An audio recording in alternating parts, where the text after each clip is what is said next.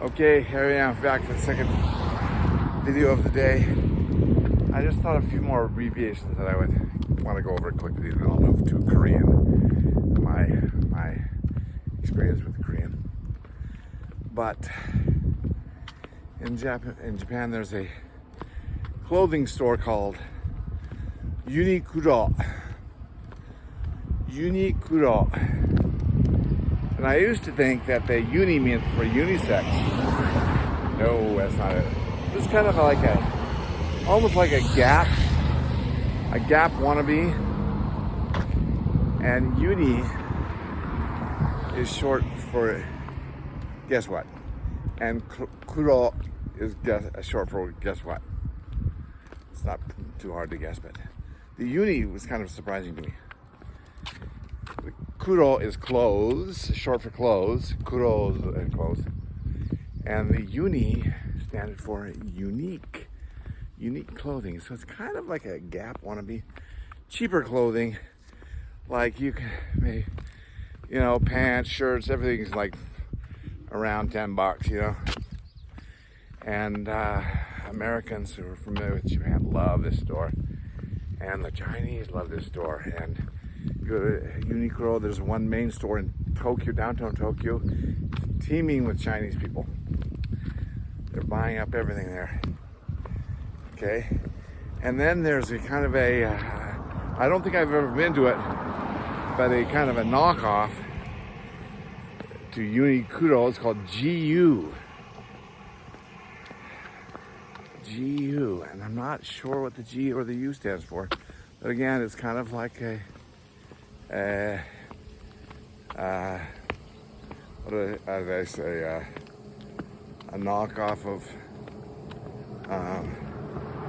the Gap kind of a thing, but cheaper clothing, that same kind of a thing. And oh my heavens,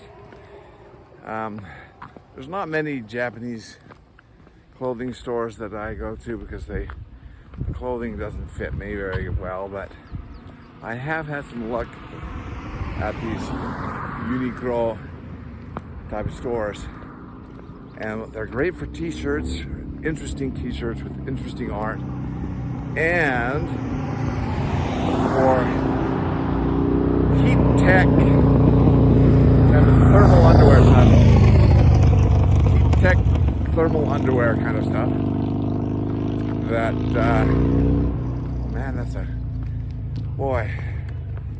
I'm sure that guy is making that motorcycle a lot more louder than it needs to be. Some people just love to be heard. I guess you could maybe say about that in YouTube. Okay, now let's talk about my Korean experience. Okay. When I was a flight attendant and flying to Japan all the time, we always had a Korean speaker flight attendant on there on the flight, and she taught me a few phrases in Korean. And then every day we'd go through the security gate. There was a recording playing overhead, and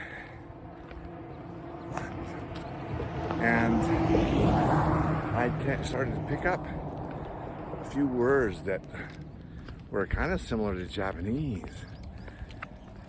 Okay, like a safety belt or safety check. At the safety check going through the airport.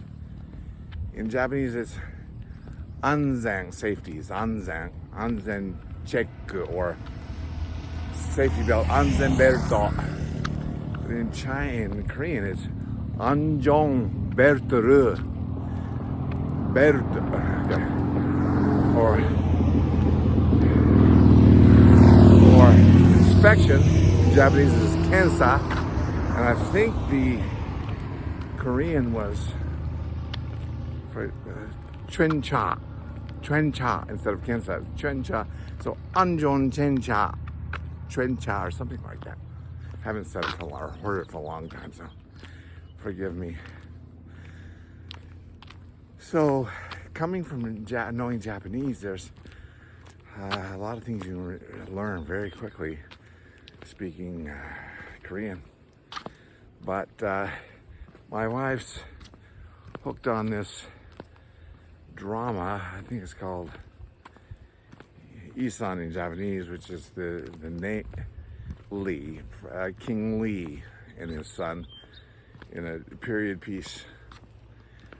But anyways, everybody comes into this office and says, King, King, oh King this, King that, King that. And in Japanese, that's Osama. And in fact, it'll have subtitles in Japanese saying Osama, Osama. And the pronunciation is strange to me, but Chona. Chona. Chona this and Chona that. So I've been going around the house calling my wife Chona. Chona. And then I decided to consult ChatGPT. I said, I already speak Japanese, but can you give me some helps in learning some Korean? Some simple stuff, just the basics, and try to focus on stuff that I can relate to Japanese. And there's a lot of similarities, but oh my gosh. When it comes to the writing, oh my heavens. In Japanese, each phonetic symbol, which is not Chinese character, has a unique sound to it. Where in Korean, it's kind of a conglomerate of, it's the k of or the k sound would be a part of the character, but just only a part of it, and then the right side of the character would kind of tell you the vowel sound. And gada, to go, ga, da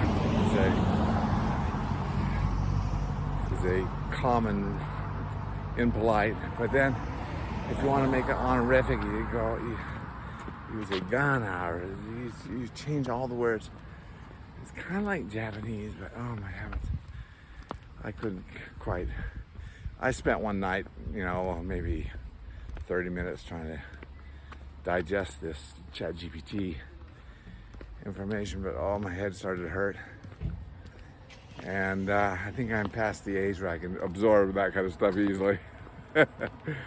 Oh, if I was young, I would tackle it maybe, but there's a few words that I'd be able to pick up watching this Korean show.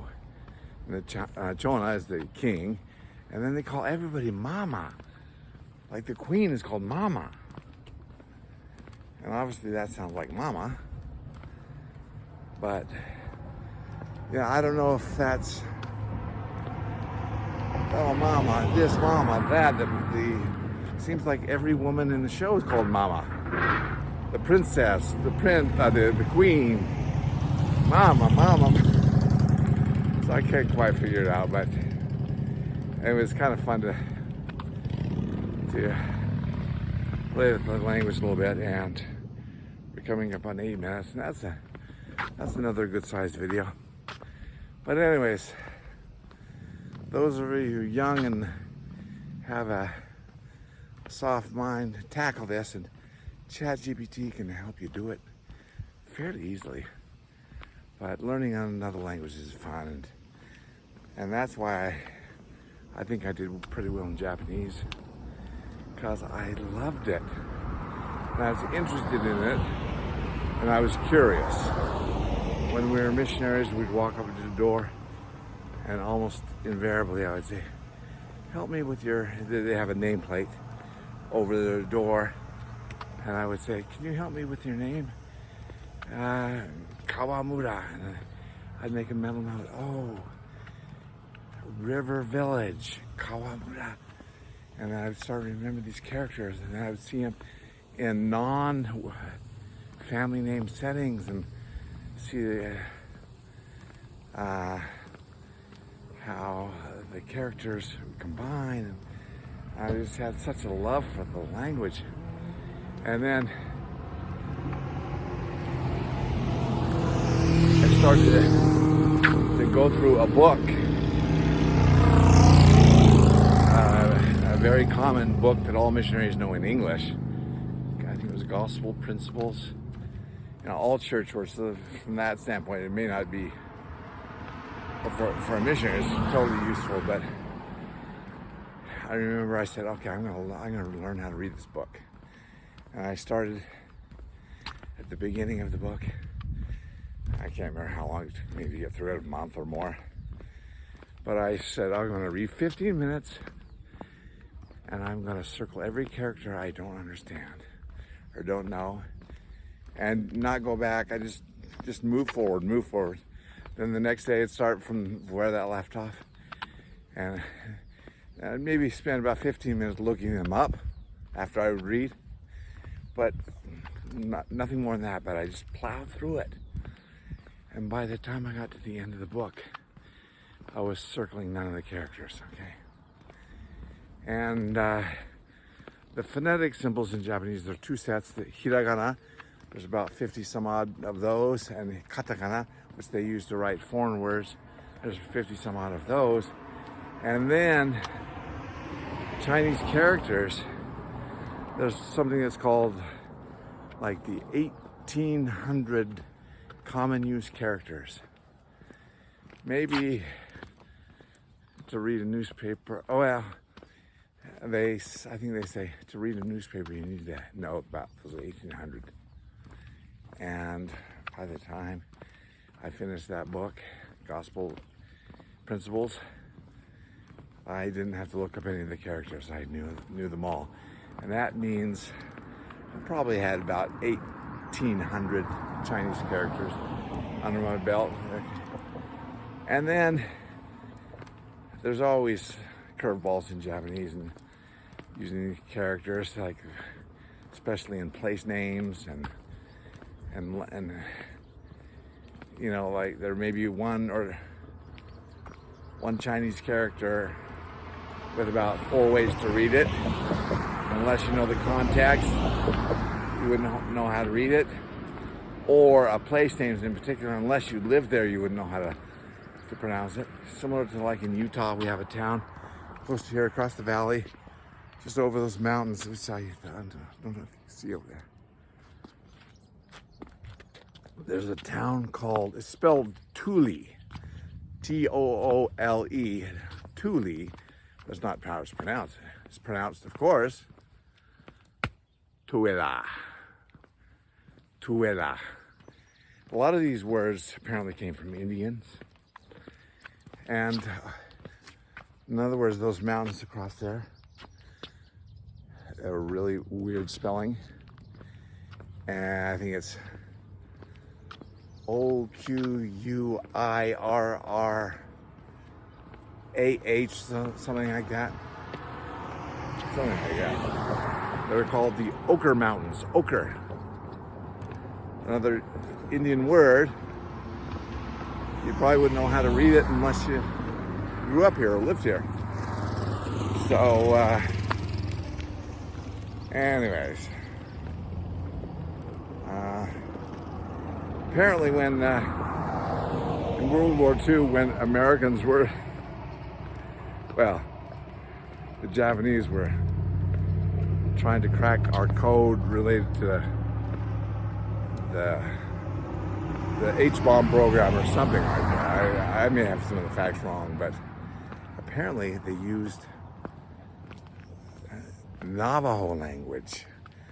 The code in the American military was in Navajo language, which very few people know. And so that's a story I've heard. I assume it's true. But anyways, history is interesting. All right. Well, that's enough for my second video, and that'll probably be it for today. Thank you for listening. And if you want me to stop doing these videos, I probably won't, but the most offensive thing to me was that you're boring me. You're boring me. Thank you. Bye-bye.